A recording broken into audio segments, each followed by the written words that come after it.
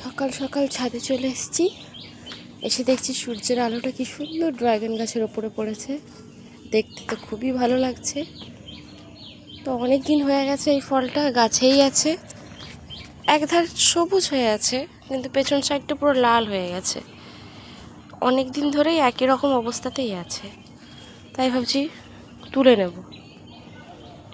আর এখানে একটা যে ফুল আছে, মনে হচ্ছে এই ফুলটা হয়ে যাবে, ফলে পরিণত হবে।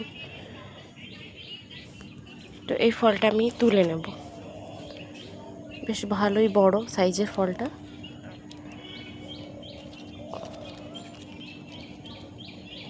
দেখতেই পাচ্ছেন পুরো আমার হাতের সাইজ এই ফলটা।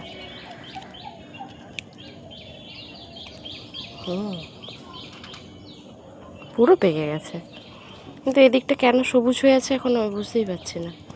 দেখুন ফলটার সাইজ কি সুন্দর, আমার হাতের মতোই।